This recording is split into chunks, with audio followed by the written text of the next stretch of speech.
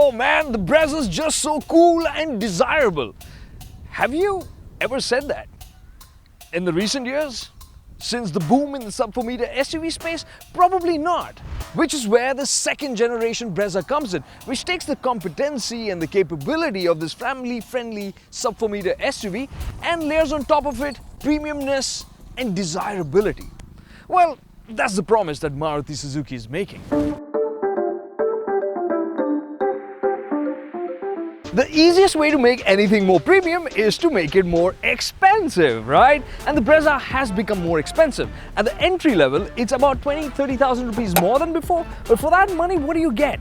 Well, for starters, if you talk about the bones of the Brezza, you're getting an uprated engine which gets dual injectors per cylinder, which is to increase efficiency, drivability, and basically it's more expensive. And talking about the bones, the chassis, although the same as before, has also been uprated, which was already a 4-star rated vehicle, this Brezza, and now it gets more high-strength steel to make it more robust. And aside from that, the Brezza also packs more safety technology as standard from the base variant like ESC. So the low variants offer superb value, but the problem though is at the other end of the Brezza's price range, because now it has become the most expensive sub-4-meter SUV. So how does it justify that additional price? Well, you do get better hardware by way of a 6-speed automatic gearbox now. You get lots more equipment. You even have more safety features on the top end like 6 airbags. So it justifies a lot of the additional asking price, but it still feels like it's charging a bit of a premium.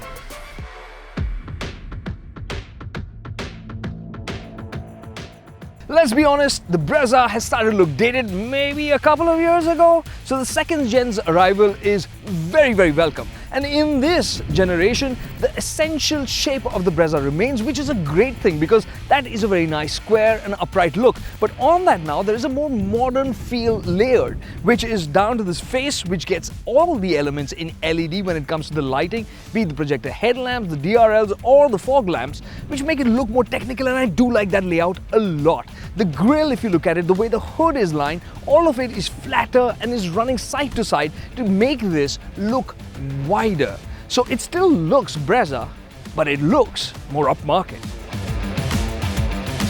Now, as the chassis hasn't really changed, the Brezza, which was based on the Suzuki 5th Gen tech platform from Europe, is essentially the same in terms of its dimensions. The only thing that's changed is the overall height by about 50 millimeters, but that's only down to the fact that you have the shark fin antenna.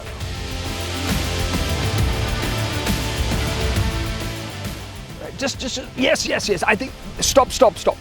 I think that is the perfect angle from which to look at the Brezza, because that's where you see the rear 3/4, the way the shoulder line just flows into the tailgate, the way this beautiful stoplight flows into the boot, all of it emphasizing the width, the smoothness. It reminds me of a certain vehicle. Do you know which one? Let us know in the comments. To me, it seems like Suzuki has done a Suzuki in the sense that they've created something that feels appealing to more people without putting off people. So is it cool? I think it's cool enough. When you think cool, Brezza's interiors definitely would not have sprung to mind. The older Brezza's cabin was, well, functional, and in some places, because of the plastics, downright tacky. But now when you look at this, it's transformed. And that's down to things like the materials in use, which have the right textures, which don't look cheap anymore. And you have this silver trim to give it a more premium upmarket look. And you also have soft touch materials at the right places, like on this armrest here.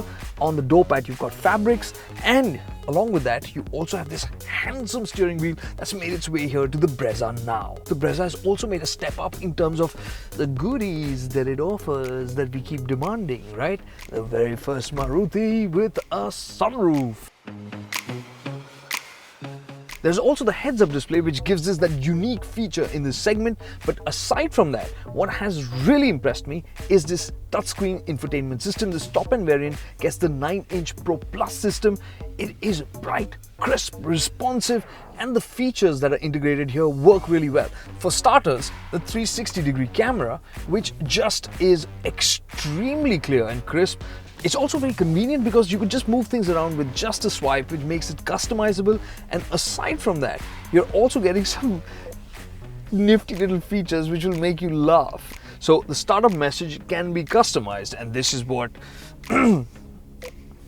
You got my motor revving, baby. I'd like my car to say that to me every morning. The Brezza also gets a wireless charger for your smartphone, although the Android Auto and Apple CarPlay aren't wireless. There's also a single color ambient lighting and connected car technology too. On the whole, it is well loaded. For the most part, looking at the features, Brezza has definitely done a great job, missing out just ventilated seats as compared to its competitors. But where it can't quite match up to the Sonnet, which has set the benchmark for premiumness in this segment, is in terms of the finish and the quality of material still. Because this crash pad, for instance, doesn't feel very refined and polished, which is a miss.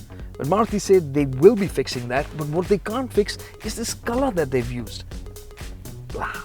And yes, the chunky silver trim is missing on the driver's side of the center console, which might look strange, but it's basically to improve ergonomics for the left leg.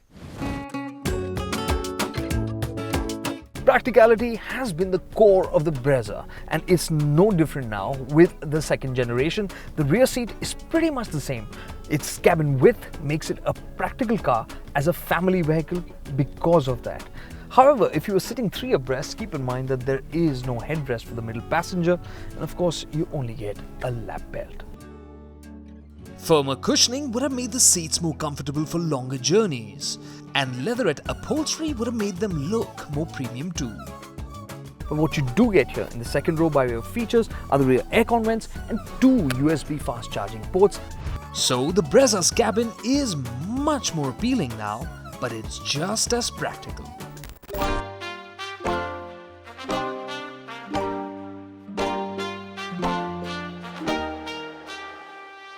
When I think practicality, I also think about the way the Brezza drives. This engine, now with the dual jet technology, has become more efficient. Maruti claims a fuel efficiency of over 20 kilometers per litre, which means a 20% improvement, which is actually quite important in today's petrol price day and age.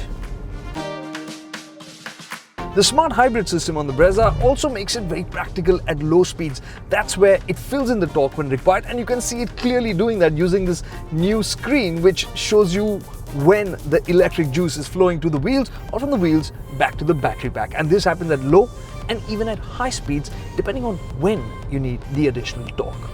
For calm commuting in the city, you will need minimal gear changes, as you can pull from 20 kilometers an hour in 4th gear.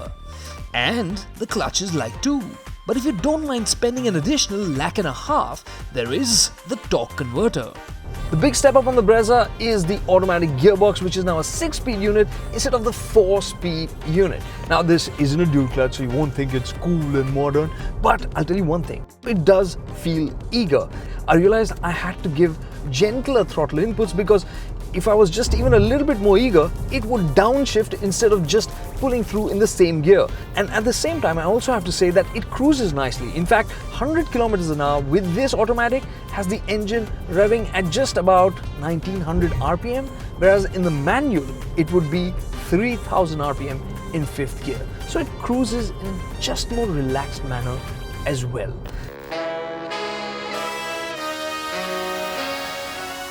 What makes the automatic just a bit cooler and more involving, of course, are the paddle shifts. Interestingly, if you tap a paddle, it goes temporarily into manual mode. So if you were to rev it up to the red line, like so, it won't shift up until you choose to. That engine sounds so good, but it does lose steam as you rev it harder. So, on the whole, this engine, be it with the manual or with the automatic, isn't exciting. And you want this all the more because this chassis is just so capable. through the corners. When you push it, you'll realize it has just so much grip, and it is fun there. So you do think that if it had a bit more zing, it would be so much more cooler.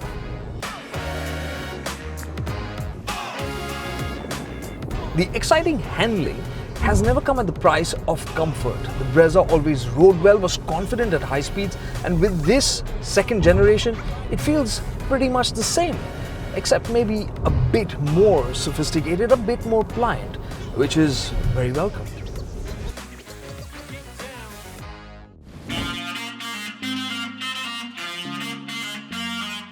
So this second generation Brezza is holding on to the best of the previous generation in the way it looks, in the way it treats its occupants, in the way it rides and drives on the road. The familiarity of the engine, its versatility, be it for the city or the highway, is even more impressive now, especially considering the convenience of the 6-speed automatic. And along with that, Maruti has layered on top the desirability factor with its new features, its new design, and even the cabin experience is so much richer by way of the way it looks and the way it treats you, thanks to the longer, more premium feature list. But could they have done things better? For sure, the dashboard in parts could have looked more premium and should have, and the finishes could have been cleaner as well. In terms of the features list, it could have been a bit longer as always, but my concern there is it would have pushed the already premium pricing of the Brezza into the dangerously expensive territory. So, second generation Brezza, is it cool and desirable? I would say it's cool and dependable.